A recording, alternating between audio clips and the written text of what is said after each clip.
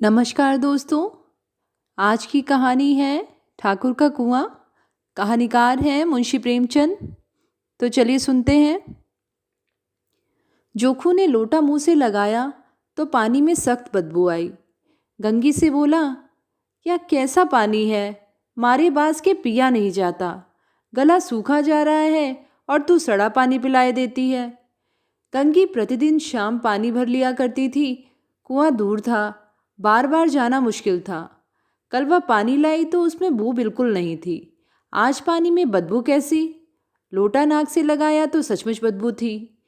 जरूर कोई जानवर कुएं में गिरकर मर गया होगा। मगर दूसरा पानी आवे कहाँ से? ठाकुर के कुएं पर कौन चढ़ने देगा? दूर से लोग डांट बताएंगे। साहू का कुआं गांव के उस सिरे पर है, परंतु वहां भी कौन पानी भरने देगा? कोई तीसरा कुआं गांव में है नहीं। जोखू कई दिन से बीमार है।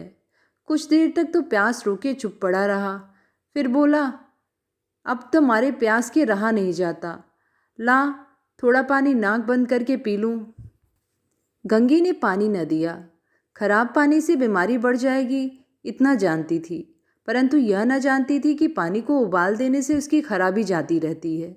बोली, यह पानी कैसे पियोगे? ना जाने कौन जानवर मरा है। कुएं से मैं दूसरा पानी लाए देती हूँ। जोखू ने आश्चर्य से उसकी ओर देखा। पानी कहाँ से लाएगी? ठाकुर और साहू के दो कुएं तो हैं, क्या एक लोटा पानी न भरने देंगे? हाथ पांव तुड़वा आएगी और कुछ ना होगा। बैठ चुपके से। ब्रह्म देवता आशीर्वाद देंगे। ठाकुर लाठी मारेंगे। साहू जी एक के 5 लेंगे। गरीबों का दर्द कौन समझता है? हम तो मर भी जाते हैं तो कोई द्वार पर झांकने नहीं आता। कंधा देना तो बड़ी बात है। ऐसे लोग कुएं से पानी भरने देंगे? इन शब्दों में कड़वा सत्य था। गंगी क्या जवाब देती, किंतु उसने वह बदबूदार पानी पीने को न दिया। रात के 9 बजे थे। थके मादे मजदूर तो सो चुके थे। ठाकुर के दरवाजे पर 10-5 बेफिक्रे जमा थे। मैदानी बहादुरी का तो अब न जमाना रहा है न मौका। कानूनी बहादुरी की बातें हो रही थीं। कितनी होशियारी से ठाकुर ने थानेदार को एक खास मुकदमे में रिश्वत दी और साफ निकल गए। कितनी अक्लमंदी से एक मार्के के मुकदमे की नकल ले आए। नाजिर और मोहतमिम सभी कहते थे नकल नहीं मिल सकती। कोई 50 मांगता, कोई 100। यहाँ बेपैसे कौड़ी नकल उड़ा दी। काम करने का ढंग चाहिए। कुप्पी की धुंधली रोशनी कुएं पर आ रही थी। गंगी जगत की आड़ में बैठी मौके का इंतजार करने लगी। इस कुएं का पानी सारा गांव पीता है, किसी के लिए रोक नहीं। सिर्फ ये बदनसीब नहीं भर सकते। गंगी का विद्रोही दिल रिवाजी पाबंदियों और मजबूरियों पर चोटें करने लगा। हम क्यों नीच हैं और ये लोग क्यों ऊंच हैं? इसलिए कि ये लोग गले में तागा डाल लेते हैं। यहाँ तो जितने हैं एक से एक छठे हैं। चोरी ये करें, जाल फरेब ये करें, झूठे मुकदमे ये करें। अभी इस ठाकुर ने तो उस दिन बेचारे गडेरिए की भेड़ चुरा ली थी और गले चिल्लाते नहीं कि हम ऊंचे हैं, हम ऊंचे। कभी गांव में आ जाती हूँ तो रस भरी आंख से देखने लगते हैं, जैसे सबकी छाती पर सांप लौटने लगे हों, परंतु घमंड यह कि हम ऊंचे हैं।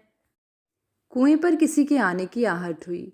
गंगी की छाती धक धक करने लगी। कहीं देख लें तो गजब हो जाए, एक लात भी तो नीचे न पड़े।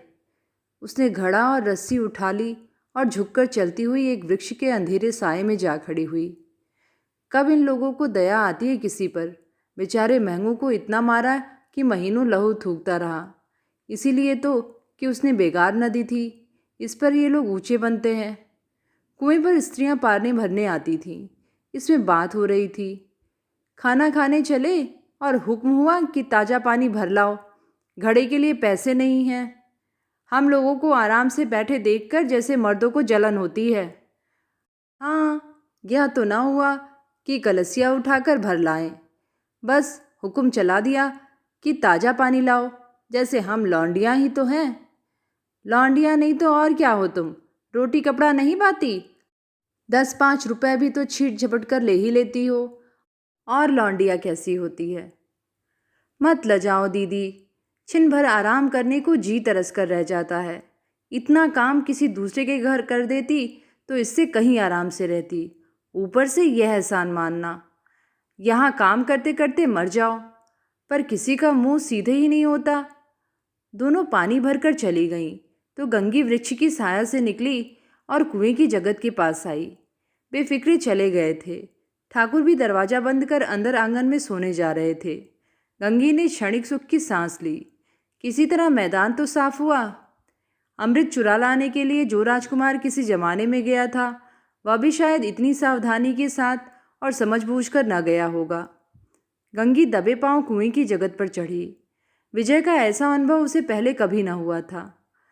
उसने रस्सी का फंदा घड़े में डाला, दाएं बाएं चौकन्नी दृष्टि से देखा, जैसे कोई सिपाही रात को शत्रु के किले में सुराग कर रहा हो। अगर इस समय वह पकड़ ली गई तो फिर उसके लिए माफ़ी या रियायत की रत्ती भर उम्मीद नहीं। अंत में देवताओं को याद करके उसने कलेजा मजबूत किया और घड़ा कुएं में डाल दिया। घड़े ने पानी में गोता लगाया, बहुत ही आहिस्ता, जरा भी आवाज़ नहीं हुई। गंगी ने 2-4 हाथ जल्दी जल्दी मारे। घड़ा कुएं के मुंह तक आ पहुंचा। कोई बड़ा सहजोर पहलवान भी इतनी तेजी से न खींच सकता था। गंगी झुकी कि घड़े को पकड़कर जगत पर रखे कि एकाएक ठाकुर साहब का दरवाज़ा खुल गया। शेर का मुंह इससे अधिक भयानक न होगा। गंगी के हाथ से रस्सी छूट गई। रस्सी के साथ घड़ा धड़ाम से पानी में गिरा और कई क्षण तक पानी में हिलकोरे की आवाज़ सुनाई देती रही। ठाकुर कौन है पुकारते हुए कुएं की तरफ आ रहे थे। गंगी जगत से कूदकर भागी जा रही थी। घर पहुंचकर देखा कि जोखू लोटा मुंह से लगाए वही गंदा मैला पानी पी रहा था। तो ये थी कहानी ठाकुर का कुआं। कहानी आप सबको कैसी लगी नीचे कमेंट में लिख के ज़रूर बताइएगा। आगे भी ऐसी ही कहानियाँ सुनते रहने के लिए चैनल को सब्सक्राइब, लाइक और शेयर करिएगा। धन्यवाद।